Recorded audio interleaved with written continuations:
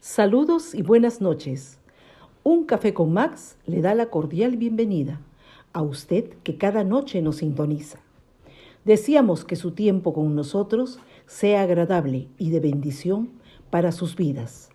Que sea el tiempo de refrigerio espiritual donde el poder sobrenatural de Dios obre en usted y los propósitos maravillosos que Dios tiene se cumplan, donde la palabra sea la fortaleza del guerrero Hijo de Dios. Un toque del amor de Dios cambiará su atmósfera para siempre y lo llevará a cruzar la última frontera hacia su tierra prometida. La decisión es suya. Del amor de Dios cambiará su atmósfera para siempre y lo llevará a cruzar la última frontera hacia su tierra prometida. La decisión es suya.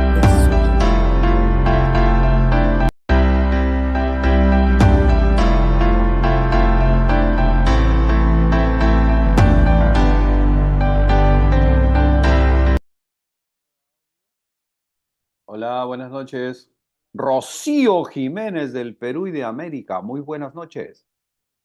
Bienvenida. Bienvenido Juanito también, Juan Pablo Bustíos, Mónica Villón desde Ecuador. Un abrazo enorme a toda la familia. Les comentaba que Mónica es muy posible que... Mónica es la pequeña que, mejor dicho, Débora es la pequeña que van a operarla en mayo. Es posible, van a venir unos especialistas médicos a Ecuador, a Guayaquil, a hacer unas cirugías y están programando a Débora para esa cirugía de especialidad, ¿no? En la cadera. Entonces, por favor, grupo, estemos orando para que a través de esa cirugía el Señor obre en la vida de esta pequeña y que pueda caminar. Amén. Vamos a orar. Padre nuestro, Señor Dios Todopoderoso, gracias te damos porque nos haces llegar a este día, a esta hora, con vida, con salud, Señor, expectantes de ver tu gloria. Señor amado, toda la comunidad cristiana del mundo, Señor, tiene un tiempo especial de reflexión, de meditación, de recogimiento, Señor, en esta Semana Santa. Señor, aun cuando tú no estás buscando de nosotros una Semana Santa, sino una vida santa, porque sin santidad nadie verá a Dios. Amoroso Padre, oramos para que la gente pueda tener una reconciliación contigo, un tiempo, Señor, de recogimiento, pero contigo, Señor, que puedan reconocer su necesidad de ti y que puedan aceptarte como Señor y Salvador. Los tiempos son difíciles, vivimos ya los últimos tiempos. Todo indica que ya esta generación es la generación que verá el final de los tiempos.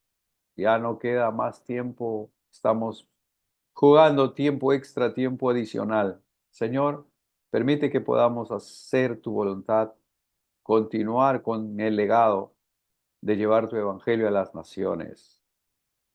Por favor, que esta noche sea tu Espíritu Santo el que nos guía, nos da la revelación, nos da la luz para entender tu palabra. Padre, que esta noche pueda haber liberación total de toda carga innecesaria, de toda opresión, de toda cosa inmunda que puede estar espiritualmente perturbando la paz de mis hermanos, de mis hermanas. Y si hay también alguna opresión física, también sea quitado, Señor. Que pueda haber liberación, como en la Pascua, Señor, de los judíos, que tú los liberaste y ellos conmemoran eso, Señor, por años. Y a través de Jesucristo, la Pascua de resurrección, Señor, a través del cual nosotros tenemos vida y vida eterna. Gracias, Señor. Entregamos este tiempo en tus manos, dándote solo a ti honor y gloria. Señor, esta plataforma es tuya, glorifícate aquí. Bienvenido eres aquí, precioso Espíritu Santo. Bienvenido eres a la casa de cada uno de mis hermanos que se conectan esta noche, Señor, para escuchar tu palabra y juntos, Señor, poder aprender de ti. En el nombre precioso de Jesús, amén, amén y amén. Aleluya, gloria a Dios. Bienvenido, Jairo, hermano querido, pariente querido. Un abrazo para ti, para Omar David, que el Señor los bendiga. vamos a compartir en esta noche algo que tenga que ver con Jueves Santo. El mundo creyente, cristiano, católico, que cree en Cristo, celebra la Semana Santa como un ritual, como una semana, digamos, especial, entre comillas, conmemorando, ¿no?, la muerte y la resurrección de nuestro Señor Jesucristo. Nosotros vamos a ver algunos puntos que tienen concordancia con el Éxodo, con la Pascua judía del Éxodo y la Pascua de nuestro Señor Jesús. Vamos a establecer esa relación en esta noche y vamos a la palabra del Señor en Mateo, el libro de Mateo, capítulo 26, Mateo capítulo 26. Vamos a leer algunos pasajes salteados. Lo ideal es que ustedes lean todo el capítulo 26. Van a encontrar toda la revelación que necesitan ustedes sobre la Semana Santa. O mejor dicho, lo que se refiere a la Semana Santa. La Biblia no habla de una Semana Santa, por si acaso. O sea, no existe el término Semana Santa. No hay. No lo busque como Semana Santa en la Biblia. No existe. No. Ahora, en el capítulo 26 del libro de Mateo dice: cuando hubo acabado Jesús todas estas palabras, dijo a sus discípulos. En el verso 2 dice: sabéis que dentro de 2 días se celebra la Pascua y el Hijo del Hombre será entregado para ser crucificado. Entonces los principales sacerdotes, los escribas y los ancianos del pueblo se reunieron en el patio del sumo sacerdote llamado Caifás y tuvieron consejo para prenderle con engaño a Jesús y matarle. Esos fariseos hipócritas, por eso que el Señor Jesús le dijo: ay de ustedes, escribas y fariseos hipócritas, ¿no? Mira cómo dice: entonces los principales sacerdotes, los escribas, los fariseos y los ancianos del pueblo se reunieron en el patio del sumo sacerdote llamado Caifás y tuvieron consejo para prenderle con engaño a Jesús y matarlo. Pero decían: no durante la fiesta, para que no se haga alboroto en el pueblo. O sea, fueron los mismos religiosos, los mismos fariseos los que finalmente terminan matando a nuestro Señor Jesús. Es tremendo, ¿no? Cuando leemos la palabra podemos entender muchas cosas que han estado encubiertas o que nos enseñaron mal. Nosotros venimos de una cultura, ¿no?, catatostólica, ¿cierto? Así se llamaba, ¿no? Entonces ahí nos enseñaban algunas cosas, pero así medias tiradas de los pelos. Entonces ellos nos enseñaban que los romanos fueron los que sacrificaron a Jesús. Claro, o sea, la fuerza bruta lo pusieron ellos, pero los que dictaminaron finalmente ya sabe quiénes son, ¿no? Fueron los principales sacerdotes, los escribas, los ancianos del pueblo que se reunieron en el patio del sumo sacerdote llamado Caifás y tuvieron consejo para prenderle con engaño. No había otra forma. Jesucristo era el hombre justo y no había forma de acusarle de nada, ni de sus palabras ni de sus hechos. Pero con engaño querían acusarle y finalmente matarle. Entonces, acá Jesús reconoce en el verso 2: sabéis que dentro de 2 días celebrará la Pascua, se celebrará la Pascua y el Hijo del Hombre será entregado para ser crucificado. La Pascua es una fiesta judía interesante, ahora lo vamos a explicar. En el verso 14 dice: entonces uno de los 12, que se llamaba Judas Iscariote, fue a los principales sacerdotes y les dijo: ¿qué queréis? ¿Qué me daréis? ¿Qué me hayáis de dar si yo os lo entregare? Y ellos asignaron 30 piezas de plata. Desde entonces buscaba la oportunidad para entregarle. Es decir, con 30 monedas de plata se compraba a un esclavo, ¿no? Ese era el precio de un esclavo. Y eso es lo que le ofrecieron. Y eso es lo que recibió este traicionero, ¿no? 30 piezas de plata, dice, para entregar a nuestro Señor Jesús. El verso 17 dice: en el primer día de la fiesta de los panes sin levadura vinieron los discípulos a Jesús diciéndole: ¿dónde quieres que preparemos para que comas la Pascua? Y él les da indicaciones: id a la ciudad a cierto hombre y decirle: el maestro dice, mi tiempo está cerca, en tu casa celebraré la Pascua con mis discípulos. Bueno, él les da todas las indicaciones y sucedió tal cual. ¿Qué pasaba? En la Pascua tenía que haber una cena, tenía que haber una comida. Entonces, el Señor Jesús había anhelado llegar a ese punto porque era parte del destino profético de nuestro Señor Jesús. Entonces aquí, si nosotros leemos todo el capítulo, vamos a encontrarnos aquí la traición de Judas, cómo lo traiciona y todo, ¿no?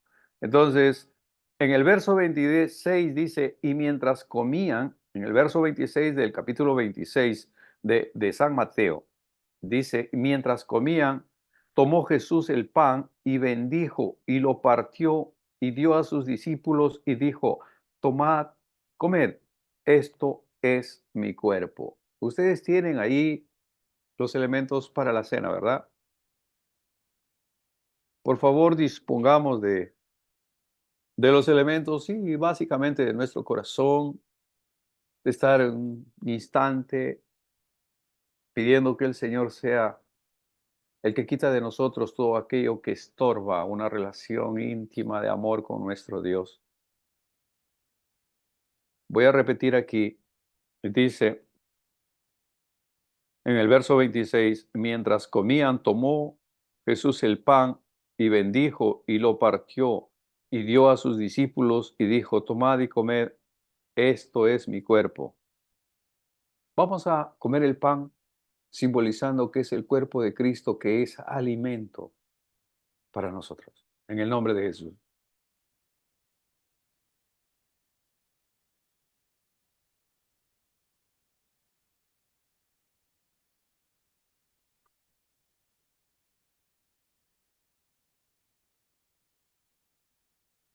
El verso 27 dice, y tomando la copa y habiendo dado gracias, les dio, diciendo, bebed de ella todos, porque es mi sangre del nuevo pacto, que por muchos es derramada para remisión de los pecados. Lo único que puede redimir, comprar nuestros pecados es la sangre de Jesucristo. Bebamos en el nombre de Jesús.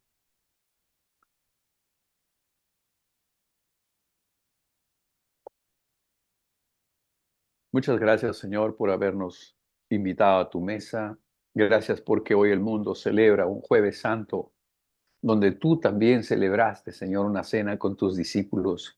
Y acá tu palabra dice en el verso 29, yo os digo que desde ahora no beberé más de este fruto de la vid hasta aquel día en que la beba nuevo con vosotros en el reino de mi Padre. Señor, tal vez sea la última cena que disfrutamos en esta tierra y la próxima ya lo hagamos contigo en la gloria de Dios. Amoroso Padre, gracias por este tiempo tan especial en que nos permite ser parte de tu mesa. Señor, nos has lavado, nos has limpiado, nos has purificado, Señor, nos has vestido de lino fino para estar en tu mesa, Señor. Gracias. Qué tremenda bendición, qué gran privilegio. Gracias, Señor. A través de esta cena, Señor, tú traes vitalidad para nuestro espíritu y traes sanidad para nuestro cuerpo. Tu palabra dice, Señor, en Salmo 92:10, pero tú nos darás las fuerzas como las de un búfalo y que seremos ungidos con aceite fresco, con vino nuevo, con una unción nueva. Muchas gracias, Padre, en el nombre de Jesús. Amén, amén y amén. La última cena de Jesús en esta tierra fue un jueves, como hoy, ¿no? El Jueves Santo en particular, a pocas horas de que nuestro Señor Jesús sea sacrificado, ¿no? Ellos se dirigieron al Monte de los Olivos. El Monte de los Olivos es un monte que está, digamos que ahí aledaño a las afueras de Jerusalén. Es una parte alta, por eso se llama un monte. Entonces, y era un lugar, uno de los lugares preferidos de nuestro Señor Jesús para ir a orar, porque ahí tenía tranquilidad, tenía paz, ¿no? Y desde ese monte, nuestro Señor Jesús podía ver toda la ciudad de Jerusalén, esa ciudad que Jesús tanto amaba. Él iba a orar ahí de madrugada y probablemente veía el amanecer, cómo se iba apareciendo la ciudad. Imagínense, ese tiempo no había postes de alumbrado público y esas cosas, ¿no? Entonces, cuando comenzaba a rayar el alba y la ciudad se iba dibujando ante sus ojos, y esa pasión, esa compasión que tenía Jesús por Jerusalén, obviamente lo llenaba de una profunda sensación de paz en ese lugar. Entonces, él se iba ahí al Monte de los Olivos a orar con sus discípulos. Y bueno, en este monte, como su propio nombre lo dice, Monte de los Olivos, había un bosque. Bueno, hasta ahora hay, hasta el día de hoy hay árboles de olivo desde ese tiempo, imagínense. Y por supuesto, ahí estaba también el famoso huerto de Getsemaní. O sea, era el Monte de los Olivos y en una parte estaba lo que se llamaba el huerto de Getsemaní. Getsemaní, ¿qué significa? Getsemaní significa prensa de olivo.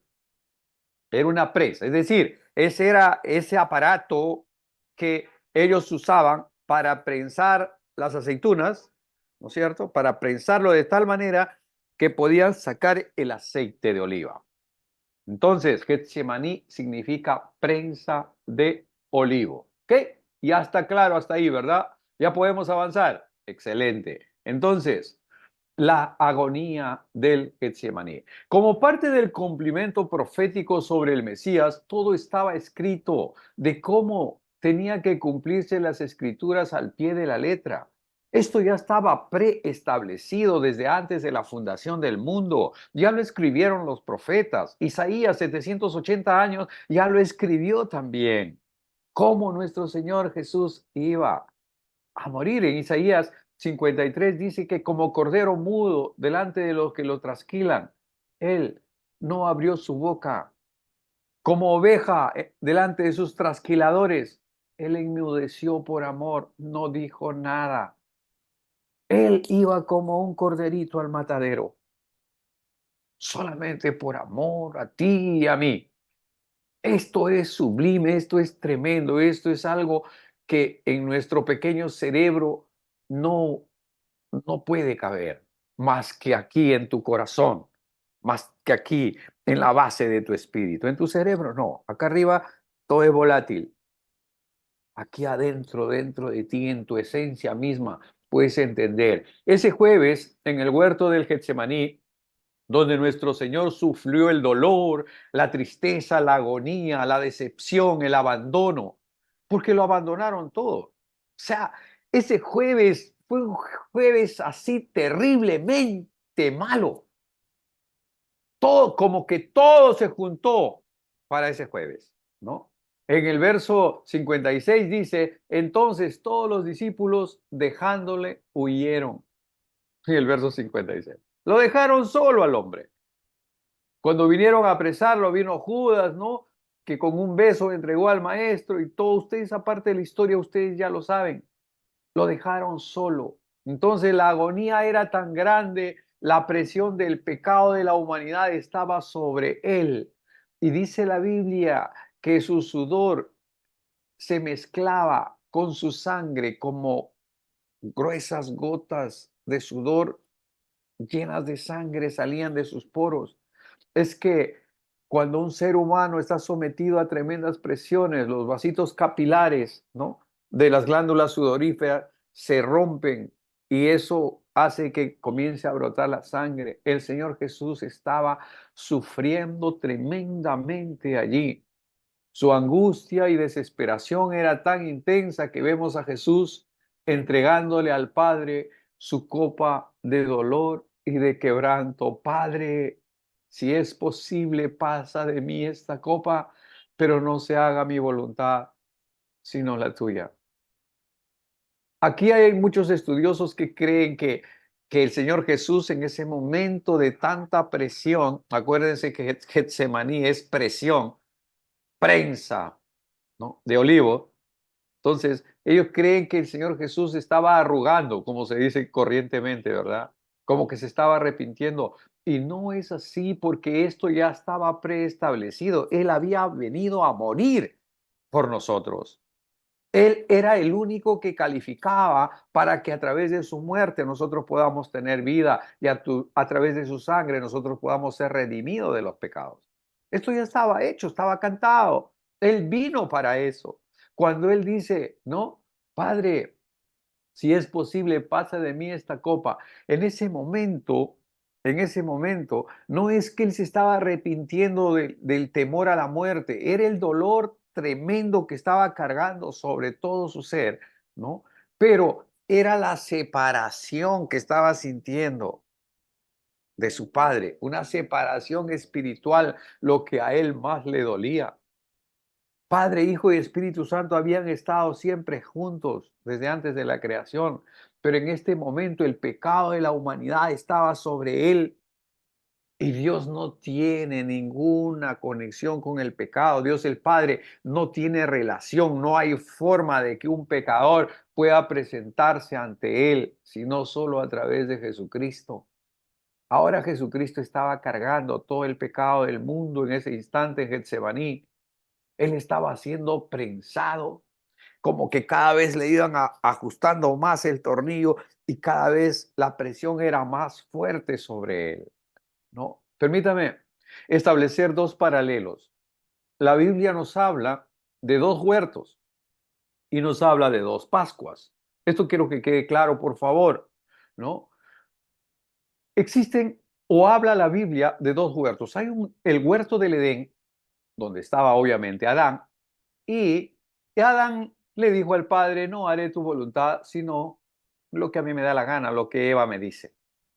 Entonces, porque el Señor le había dicho que no coma de un determinado árbol. Le dijo, de todo puedes comer, pero de este de aquí que está en el centro del huerto, no lo comas, porque el día que de él lo comieres ciertamente morirás.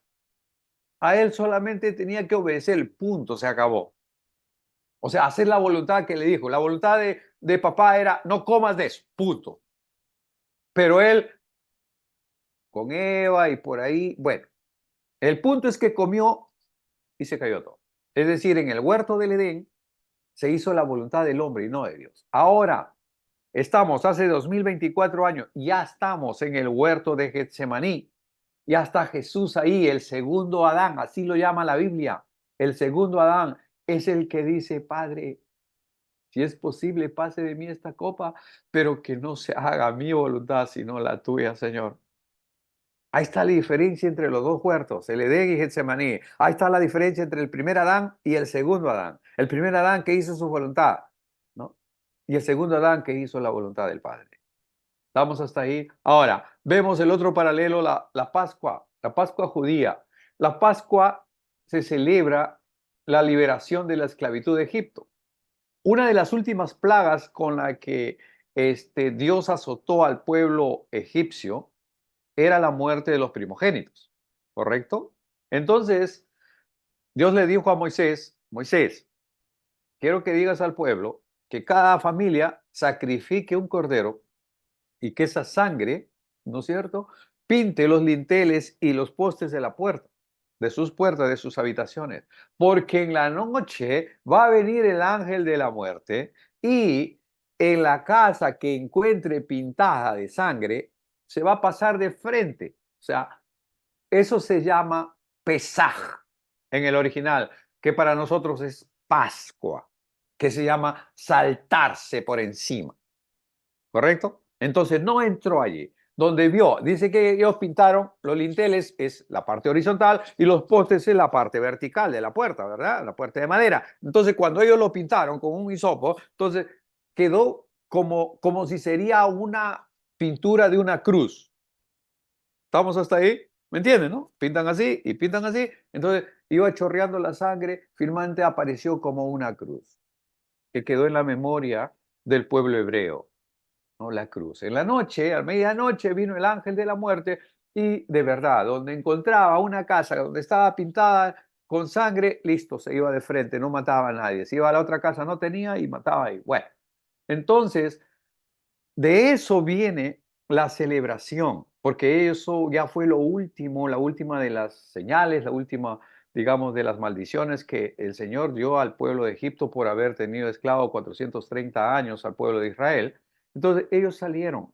Ellos lo comieron. Dice la Biblia en Éxodo 12, si ustedes leen Éxodo 12, se van a dar cuenta cómo el Señor da indicaciones, que maten el cordero y esa sangre pinten allí. Luego ese cordero tenía que ser asado en el fuego, no cocido, no estofado, no en una olla, no, así, asado, ¿no? Entonces, y que se tenían que comerlo todo, ¿no? ¿Y con qué? Con hierbas amargas. Y sobre la marcha y con panes sin levadura, porque no había tiempo para que esa levadura eleve la masa. No, no había tiempo, tenía que ser así, todos bien vestidos, o sea, amarrados ahí, fajados, porque ya tenían que salir.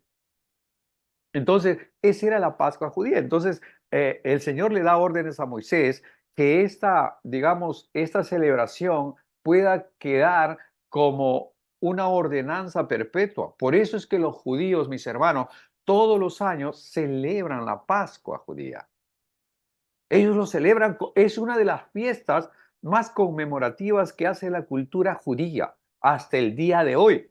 Y en ese día, eh, en el que el Señor Jesús iba a ser entregado, acá en el verso 26 que leímos, dice, cuando hubo acabado Jesús todas estas palabras, dijo a sus discípulos, ¿sabéis que dentro de 2 días se celebrará la Pascua y el Hijo del Hombre será entregado para ser sacrificado? Allí, en la Pascua del Éxodo de Moisés, se sacrificó un cordero. Un cordero, obviamente, un cordero sin mancha, sin arrugas, sin defecto. Derramó su sangre. Y esa sangre puesta en los linteles de la puerta, de alguna manera los salvó de la maldición de la muerte.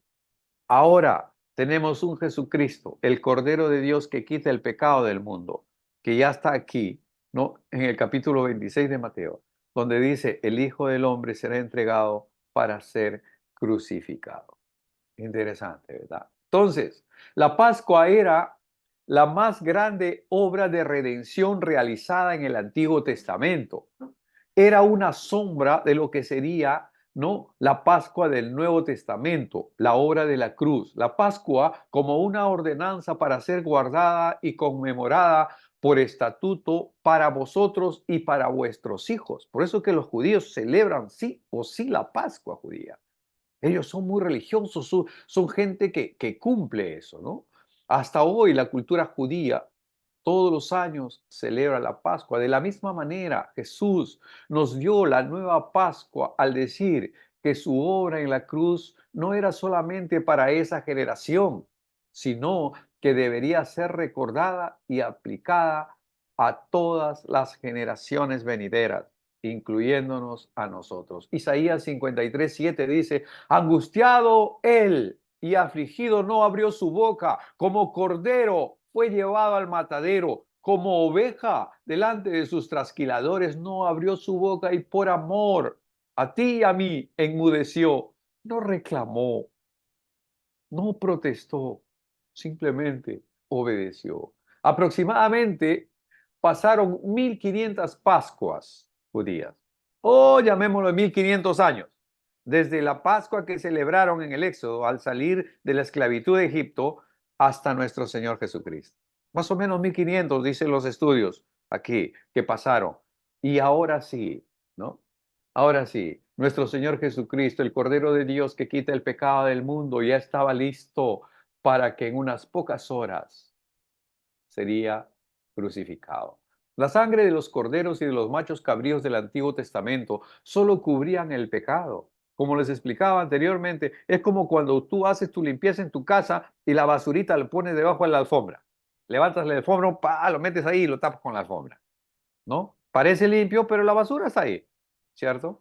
Entonces, eso es lo que hacía, digamos que la sangre de los corderos, de las ovejas y de los machos cabríos que eran sacrificados por los sacerdotes para la remisión de pecados, para cubrir los pecados de las familias, de los hombres.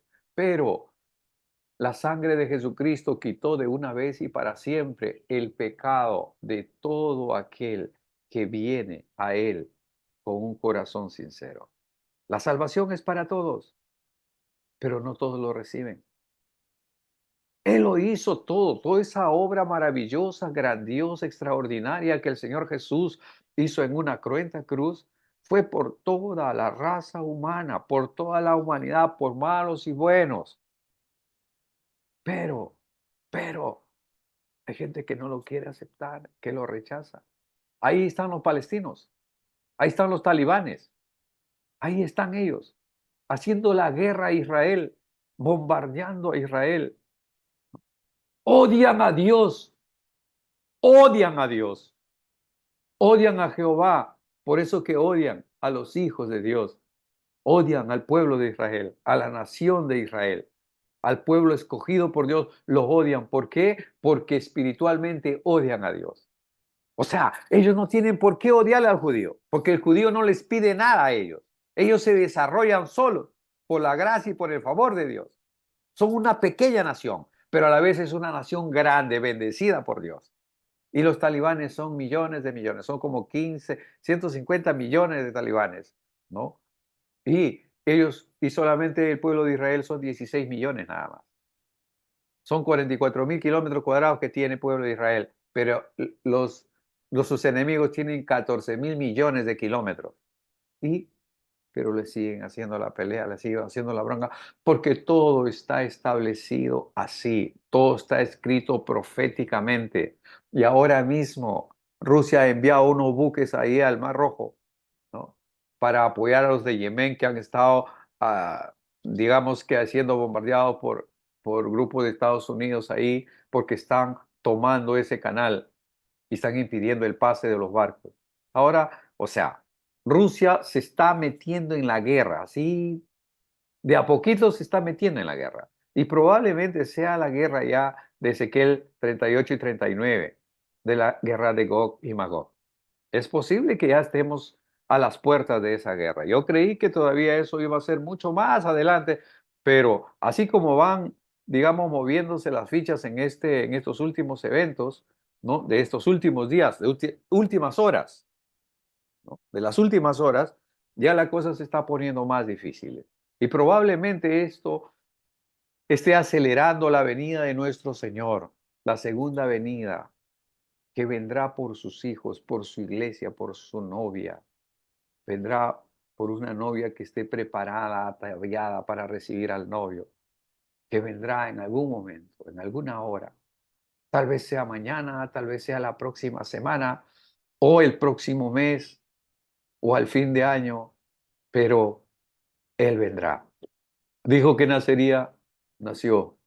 Dijo que moriría, murió. Dijo que resucitaría, resucitó. Dijo que vendría otra vez, Él vendrá otra vez.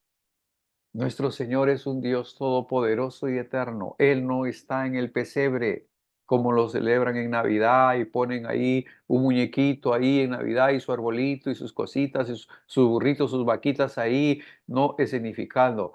Nuestro Señor no está en el pesebre. No lo busques en la cruz está vacía. Él resucitó. Él no es un Cristo crucificado. No, olvídalo, olvídalo. No lo busques en la tumba está vacía. Él resucitó. Él es la resurrección y la vida. Él es nuestro Padre eterno, nuestro Padre amoroso, el que lo hizo, el que sufrió el oprobio para que tú y yo podamos ser redimidos. A él lo golpearon, lo maltrataron, lo flagelaron. A él lo torturaron, amados hermanos. Si podemos por un instante meditar en todo lo que sufrió por nosotros, fue terrible, fue tremendo lo que Él hizo por ti y por mí, para que nosotros alegremente hoy por hoy lo despreciemos, lo desairemos.